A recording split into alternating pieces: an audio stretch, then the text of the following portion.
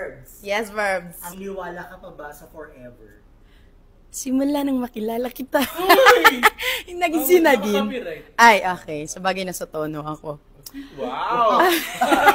Wow naman! Feeling ko naniniwala pa rin ako sa forever. Gusto ko pa rin maniwala sa forever. Kahit ang hirap-hirap niya niyang paniwalaan. Feeling ko may forever pa rin. Basta kailangan mo lang makita yung the one, the right one. Hindi lang the one na pinipilit mong maging the one. And I thank you. Yan naman yung the one. Ay, di ba banda yun? Sino yung the one? Asawa yun ni Ann. Irvan yun! Makanta yun? Ano yan? Diyan, may kiliti ako, one.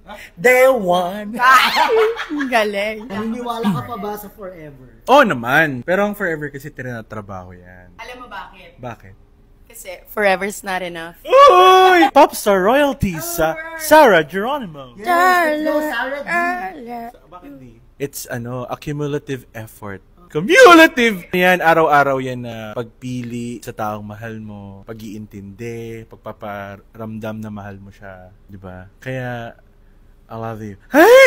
I love you! Hindi ako naniniwala sa forever because everything ends. But it's because everything ends na dapat ginagawa mo lahat ng bagay para it will feel like it's like a lifetime. Gagawin mo lahat ng kaya mong gawin para maging okay, maging maganda, maging masarap, maging maligaya yung oras ninyo together.